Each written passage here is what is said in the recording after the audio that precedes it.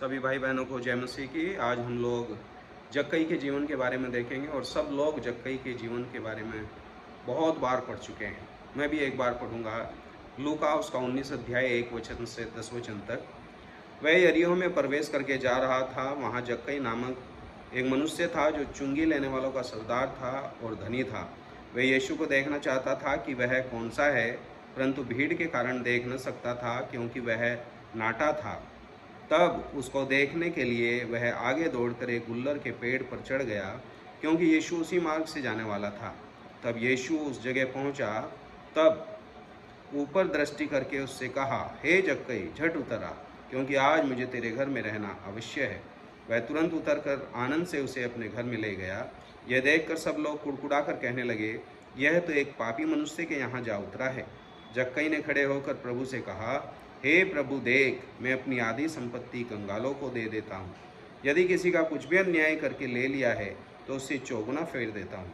तब यीशु ने उससे कहा, आज इस घर में उद्धार आया है, इसलिए कि यह भी अब्राहम का एक पुत्र है, क्योंकि मनुष्य का पुत्र खोए हुए को ढूंढने और उनका उद्धार करने आया है। प्रभु अपने वचन के पढ़े जाने पर आशीष दे। मेरे भाई बहनों, यहाँ आज हम लोग जक्कई के जीवन के बारे में थोड़ी सी चर्चा करेंगे, अध्ययन करेंगे।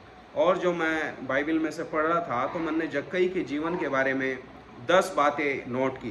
पहली बात, जक्कई कहाँ रहता था? यरीहो में। यरीहो एक श्रापित भूमि है। दूसरे नंबर पर उसका नाम क्या है? जक्कई।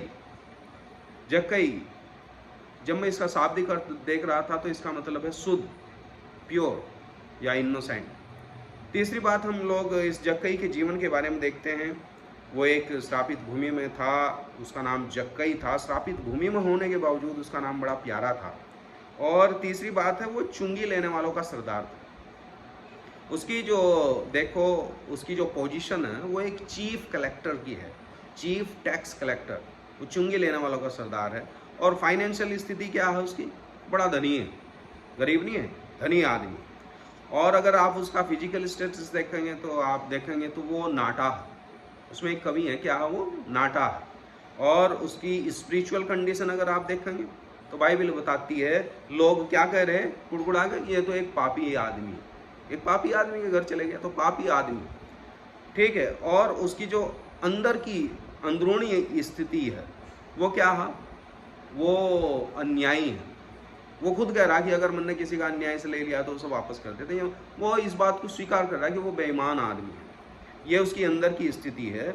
और उसकी जो जनरेशन है, कहाँ से निकल कर आया, उसका वंश क्या है, तो बाइबल बताती है कि वो अब्राहम का संतान है। बाइबल स्वयं प्रभु यीशु मसीह ने कहा ये अब्राहम की संतान है। और प्रभु यीशु मसीह ने साफ बताया उसके बारे में कि ये खोया हुआ है। प्रभु यीशु मसीह ने साफ बताया कि आज इस घर में उद्धार आया, यानी कि वो उसका उद्धार नहीं था। तो ये 10 पॉइंट में देख रहा था, और जो सारे पॉइंट हैं वो सिर्फ एक ही बात के ऊपर केंद्रित हैं कि वो एक पापी है। लोग भी इस बात को कह रहे हैं कि वो पापी है, और बाइबल भी इस बात को कह रही है कि रोमियो 3 अध्याय 23 वचन कि सब ने पाप किया है, सब परमेश्वर की महिमा से रहित है। मेरे भाई बहनों, ये एक पापी इंसान है, लेकिन इसके अंदर की जो इच्छा, उसकी जो अंदर की ख्वाहिश है वो बड़ी प्यारी है। वो यीशु को देखना चाहता है। सवाल यह है, हमारी ख्वाहिश क्या? हम किसे देखना चाहते हैं? ये धनवान है, सेटिस्फैक्शन नहीं है। पोजीशन है, सेटिस्फैक्शन नहीं है। नेम एंड फेम है, कोई सेटिस्फैक्शन नहीं। इसलिए इसके अंदर से एक ही लालसा थी, मैं यीशु को देखना चाहता हूँ, बस देख लूँ एक बार, कैसे भी देख लूँ। लेकिन वो छोटा था, नहीं देख पाता था। इधर उधर कूदा फांदा सब काम किया, नहीं देख पाया। लोग मजाक बना रहे होंगे, लेकिन इसने देखने के लिए दौड़ लगाई, देखने के लिए पेड़ पर चढ़ गया, देखने के लिए। इसके अंदर की जो लालसा थी, इस बात से देखते हैं, अगर आप उसको देखेंगे कि कितना वो प्रभु को देखने के लिए कितना भाग दौड़ कर रहा है। सवाल यह है, आप किस चीज़ की भाग दौड़ में हैं? आप किस चीज़ के लिए ज़्यादा मेहनत कर रहे हैं? यहाँ जक्कई तो मेहनत कर रहा है यीशु मसीह से मिलने के लिए, और बाइबल बताती है कि इसके जीवन में कई बदलाव प्रभु ने लाए। लेकिन उसके बारे में देखने से पहले अब हम प्रभु यीशु मसीह के बारे में देखेंगे। प्रभु यीशु मसीह, जिसके नाम का मतलब है बचाने वाला। जक्कई जैसे पापी आदमी को बचाने वाला, आपके और मेरे जैसे इंसान को बचाने वाला। तो यीशु मसीह कहाँ आ गया? यरीहो में आ गया। प्रभु की स्तुति हो। उसने खुद चुनाव कर लिया कि मैं एक गंदी जगह जाऊंगा। प्रभु यीशु मसीह उस श्रापित जगह में आ गए, प्रभु यीशु मसीह इस धरती पर आ गए। प्रभु की स्तुति हो। और उसने किसे बुलाया? जक्कई को। उसने कहा, हे जक्कई। जक्कई उसे ढूंढ रहा, असल में तो यीशु मसीह जक्कई को ढूंढ रहा। जक्कई चाह रहा मैं यीशु मसीह को देख लूं, असल में तो यीशु मसीह जक्कई से मिलना चाह रहा। जक्कई चाह रहा अंदर से कि मैं यीशु के साथ रहूं, लेकिन अंदर की ख्वाहिश तो प्रभु की थी कि वो आज जक्कई के साथ रहे। और उसने जक्कई को देखा, पहले पॉइंट, और उसने जक्कई को बुलाया, दूसरा पॉइंट, और उसने जक्कई के साथ रहने के लिए अपने अंदर इस बात को दिखा दिया कि मैं तेरे साथ रहना चाहता हूँ। ये यीशु मसीह के जीवन का उद्देश्य है। यीशु मसीह के उद्देश्य बाइबल में साफ लिख रखा है। उसने खुद कहा 19 अध्याय के 10 वचन में कि मनुष्य का पुत्र खोए हुए को ढूंढने और उनका उद्धार करने आया। आज आपका उद्देश्य क्या है? आप इस दुनिया में क्यों आए हैं? यीशु मसीह ने तो साफ बता दिया, मैं तो खोए हुए को ढूंढने, उनका उद्धार करने आया। मेरे भाई बहनों, आपका भी कुछ ऐसा ही उद्देश्य होना चाहिए। अगर आप परमेश्वर की संतान हैं, अगर आप यीशु मसीह के मित्र हैं, अगर आप प्रभु यीशु मसीह के बुलाए हुए लोग हैं, तो आपके अंदर ऐसे उद्देश्य होने चाहिए। लेकिन यहाँ कुछ धार्मिक लोग थे, कुछ बड़े बड़े ज्ञानी लोग बैठे थे, और वो क्या कर रहे? बाइबल में साफ लिख रखा कि वो ये सब चीज देख कर क्या करने लगे? कुड़कुड़ान लगे। मेरे भाई बहनों, जब किसी का जीवन बदलता है, जब किसी का उद्धार होता है, जब प्रभु यीशु मसीह एक पापी आदमी को देखते हैं, पापी को बुलाते हैं, पापी के साथ रहते हैं, तो लोगों को परेशानी होती है। आप टेंशन मत लीजिएगा, परेशानी तो लोगों को, आपके अड़ोस पड़ोसियों को होगी जब आप यीशु के साथ रहेंगे।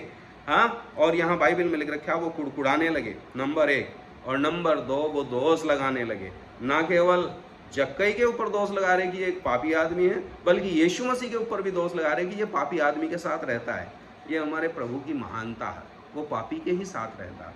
वो पापियों को बुलाने के लिए आया, वो पापियों से मिलना चाहता है, वो पापियों के साथ खाना चाहता है, वो पापियों के साथ फेलोशिप करना चाहता है। प्रभु की स्तुति हो। लेकिन आपके और मेरे बारे में क्या है?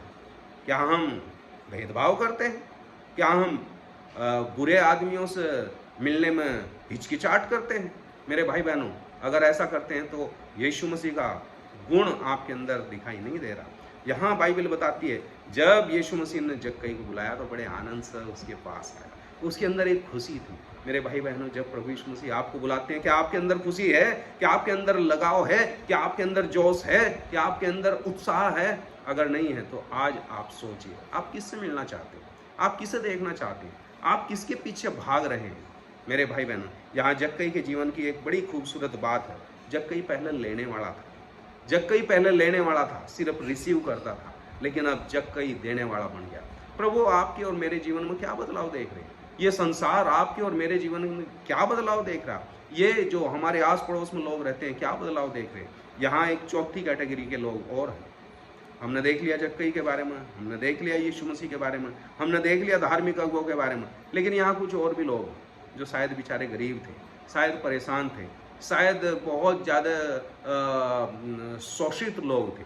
और जब बाइबल में प्रभु के दास ने अपना देना शुरू कर दिया, कंगालों को देना शुरू कर दिया, जिनसे अन्याय करके लिया था उनका वापस करना शुरू कर दिया, तो एक ही बात उनके मुंह से निकलती थी, बोलो यीशु मसीह की जय। हाँ, यीशु मसीह ने बदल दिया जीवन। हमें गीत गाते हैं, जब से प्यारा यीशु आया मेरा जीवन बदल गया। मेरे भाई बहनों, हम लोग दोष ना लगाएं। मेरे भाई बहन, हम लोग मरमरिंग ना करें, ना कुड़कुड़ाएं। मेरे भाई बहनों, हमारे अंदर यीशु मसीह के गुण दिखाई दे, मेरे अंदर जक्कई जैसा बदला हुआ जीवन दिखाई दे। प्रभु आप लोगों को आशीष दे। धन्यवाद।